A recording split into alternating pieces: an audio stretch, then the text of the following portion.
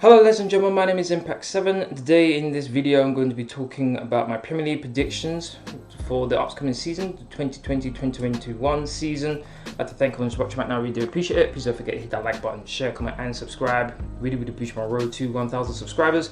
If you want to keep up to date with my latest information, please follow me on Twitter, Facebook and Discord. Links are free as usual in the description box down below. Later on today I'll be doing my FIFA 20 Player Career Road to Glory series with Manchester United. It will be later on today. Please do watch that. Now in this video, like I mentioned, I'll be going from 20th to 1st. Then after that I'll be doing winners of the Carabao Cup and FA Cup, and then after that will be the Golden Boot and the Player of the Year as well. So let's jump right into it. So the teams that I believe will be relegated this season from 20th to 18th will be 20th will be Fulham, newly promoted team, but I believe they'll go straight back down. Then in 19th place is Aston Villa. All they have is Jack Grealish, and we've been hearing a lot about how he's potentially could be moving away, so that may destabilise the team. They survived last season. This season, I don't think they will. 18th, I believe, will be West Brom, another newly promoted team, but just like Fulham, I believe they'll go down. 17th is Crystal Palace.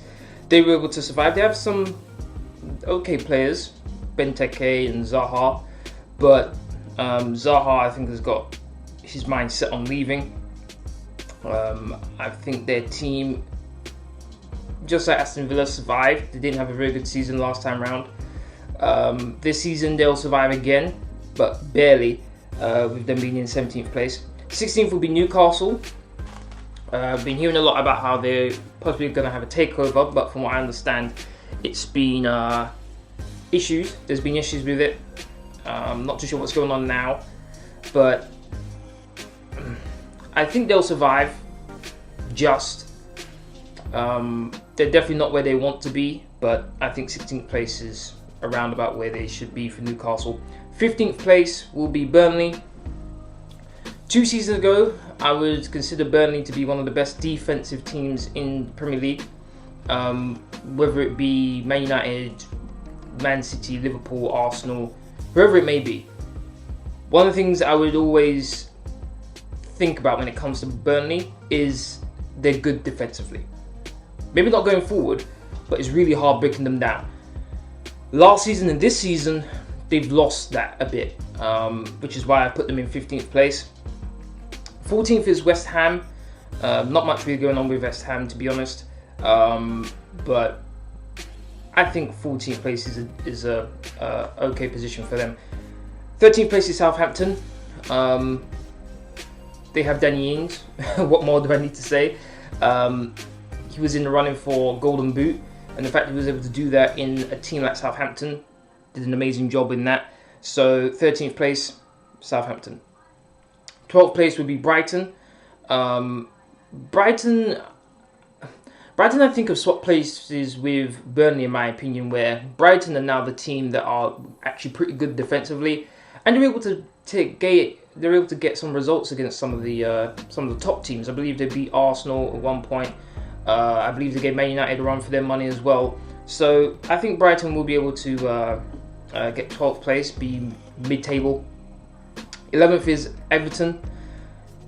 They just signed James Rodriguez, who I think is a very good midfielder. Unfortunately, he hasn't done very well at Real Madrid, but I think he'll do pretty well at Everton under Carlo Ancelotti. They also have Richarlison, so them two linking up will be extremely good.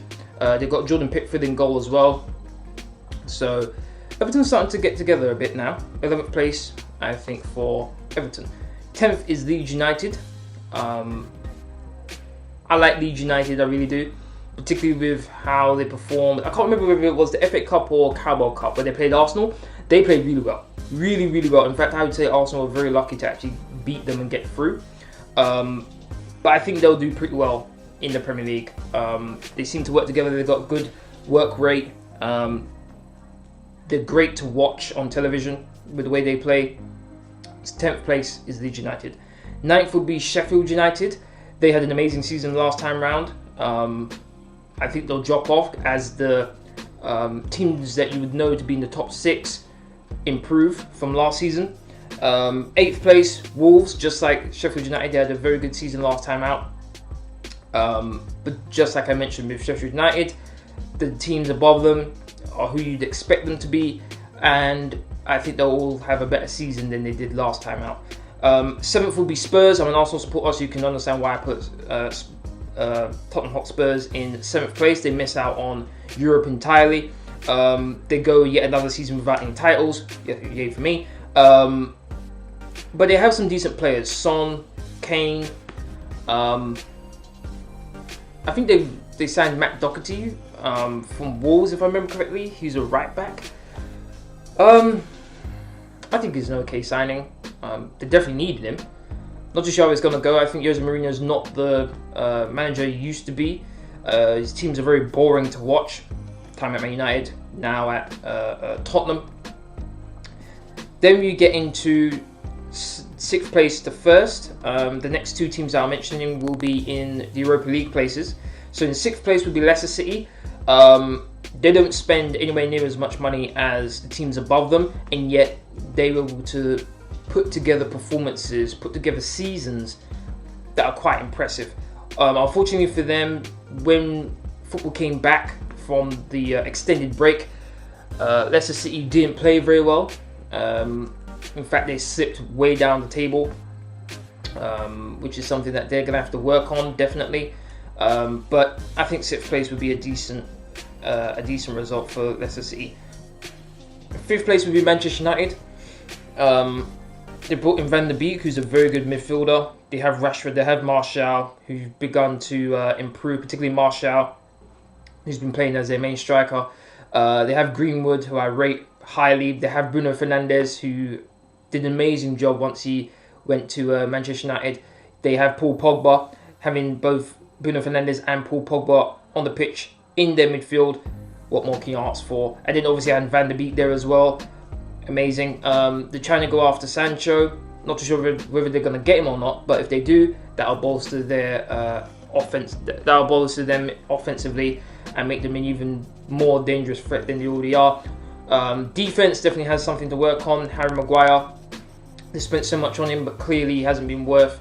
He hasn't performed up to his transfer fee.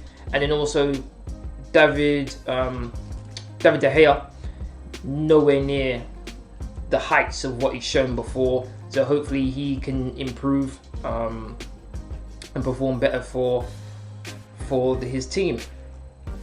So that's the Europa League teams. Now the top 4. Arsenal in 4th place. I'm an Arsenal supporter, so I'm hoping that Arsenal can finish in the top 4. I'm very happy with what Mikel Arteta's done. He's been in the job for 6 months now, and he's been able to win 2 trophies, which is very encouraging. The FA Cup, and then obviously the Community Shield, where he's had to go through Man City, Liverpool, Chelsea, and then Liverpool again. And so to be able to do that, to win, is really encouraging. We've been able to bring Gabriel in. I'm not even going to try to pronounce his second name. But he's a left-footed centre-back. I think he'll do pretty well. William Saliba's just joined the team as well. Denis Ceballos is back as well. Hopefully Aubameyang signs a new deal. From what I've been hearing, he's already signed. They're just waiting to announce it. So yay for me, that's good. We're looking for Thomas Partey, who I believe is a good player as well. So that would help out. I'm hoping we don't get rid of Lucas Torreira. I really rate him. Having both him and Partey in the midfield would do very good in protecting our back 4, but we normally play back 3, so that would help out as well. And then obviously having an advanced midfielder like Ozil, who we've seen back in training, will also help out. And then up front having the likes of whether it be Willian, Lacazette, Aubameyang, you can have Martinelli when he's back as well. So we have so many different options now, and with matches coming thick and fast during this upcoming season, I do believe you do need a squad in order to be effective, whether it be in the Premier League or in Europe or in the domestic cups, the FA Cup or Carabao Cup. One of the things I definitely want to mention is last season, 38 games played, we won 14, drew 14, lost 10. The draws have to go down. Draws can't be in double digits if you want to get into the top 4 positions. We need to get at least 20 wins this season. We need to get draws below double digits as well as wins. As well as losses. We're at 10. We need to get that lower as well. Scored 56 goals, let in 48. Those need to come down, obviously. Goal difference of 8, not good enough. So 4th place, Arsenal. Now, top 3 is, I think it's fluid. I think it really is fluid because 3rd place is Chelsea. Now, Chelsea have had, as far as I'm concerned, the best transfer window I've ever seen. Ever. The quality of players that they've been able to bring in is stunning to me. Thiago Silva, free. Great. He's not what he used to be, in being, I think he's at 35 now. But to have his leadership in their defense, I think is a plus. Brought in Kai Havertz, amazing young player. Amazing. He's going to be fantastic with their new 2 signings as well. Additional 2 signings with Ziyech and Timo Werner. I don't expect Timo Werner to be challenging for the Golden Boot, but I do believe he's going to get double digits goals as well as Kai Havertz getting double digits assists. No doubt about it. No doubt. Depending on how Frank Lampard is able to get them working together, I definitely think 3rd place is achievable for them. Possibly even better depending on how other teams play. 2nd place is Manchester City. What is there really to say about Man City? As far as I'm concerned, they've got the best manager in the world in Pep Guardiola. They have Aguero, they have Sterling, they have Kevin De Bruyne, who is without doubt one of the best midfielders in the world, one of the best midfielders to ever play in the Premier League, no doubt about it. The defense is questionable. I've been hearing how they're trying to go after Koulibaly. If they're able to get Koulibaly and pair him with Laporte, their defense, woo! Koulibaly will be Man City's version of Van Dijk for Liverpool. I think he'll be an extremely good addition for Man City, and they should definitely be trying to get him. They brought in Aki, I believe his name is, from Bournemouth. Don't really rate him, to be honest. I think it was 45 million they spent on him, but I think he's young, so he could be someone who could go for the future. So Man City, 2nd. One of the things I do want to say is that they lost 9 games. In order to win the Premier League, they can't be losing 9 games. So I do think that that's something that they need to improve. They scored over 100 goals last season. Scoring is absolutely fine. In fact, I think they had the best goal difference of anyone with 67. So yeah, 1st place, Liverpool. Yes, once they won the Premier League, they haven't been the same. Also, they lost to Arsenal twice. Lost to us in the, I think it was semi-finals of the FA Cup, and then they lost to us in the Community Shield final. But I think once they have their focus on something, they can definitely pull it off. Right now, Liverpool are the standard bearers. Liverpool are the team to beat. I don't think the gap between Liverpool and Man City was 18 points. I don't think that would be the same. I think it would be a lot closer than that. Liverpool only lost 3 matches last season. I think they'll probably lose some more. Probably a bit more draws. They only had 3 last season. I think they'll draw a bit more there. I think it's going to be very, very close with the top 3, I think, including Chelsea. Depending on if Chelsea are able to work together as a team and be a cohesive unit, be consistent, I definitely think they'll be able to challenge Man City and Liverpool. But that is 20th to 1st. Let me quickly go through it again. Fulham in 20th, Aston Villa in 19th, West Ham in 18th, Crystal Palace in 17th, 16th is Newcastle, 15th is Burnley, 14th is West Ham, 13th is Southampton, 12th is Brighton, 11th is Everton, 10th is Leeds United, 9th is Sheffield United, 8th is Wolves, 7th is Spurs, and then in the Europa League places are Leicester City in 6th, Manchester United in 5th. The Champions League places are Arsenal in 4th, Chelsea in 3rd, Man City in 2nd, and Liverpool are going to win the Premier League title. Now, let's get into the domestic cup winners. There were 2, which is obviously the FA Cup and Carabao Cup. First of all, Carabao Cup, Man City, they should just name it the Man City Trophy, man. I mean, the last, 7 seasons, I think they won it like 5 times. This is basically their trophy. So they're the best team to pick for that one. Man City, I think, are going to win the Carabao Cup. FA Cup, I think it's going to be Chelsea. I think Chelsea definitely have an opportunity to win something. I think the FA Cup will definitely be one that they could possibly win. So once again, Carabao Cup winners, Man City. FA Cup winners, Chelsea. Now let's get to the individual award. So we have Golden Boot and we have Player of the Year. Golden Boot, I believe it's going to be Aubameyang. I mean, he's been at Arsenal for, I think, 2.5 seasons. Since he's come at Arsenal, he's done nothing but score goals, which is basically his job. He came close last season to winning the Golden Boot. I think it was like 1 or 2 goals away from Jamie Vardy, yet the Arsenal team wasn't anywhere near as good as what it should have been, yet he was able to score that many goals. Last season, he was able to, the season before that, he was able to share it with Salah and Mane. So I do think he'll be able to win the Golden Boot, particularly when I believe that Arsenal are improving as a team. Then you have Player of the Year. I go with Kevin De Bruyne. As I mentioned before, he's, as far as I'm concerned, the best midfielder in the Premier League right now. One of the best to ever play in the midfield.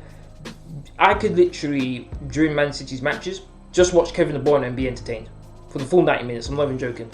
To see his footwork, to see the way he passes, his technique, his skill, his vision, his shooting is great, his movement, and he's a leader as well. He leads by example. Kevin De Bruyne, Player of the Year. Those are my predictions for this upcoming season. Thank you very much for watching. Please do let me know your opinion.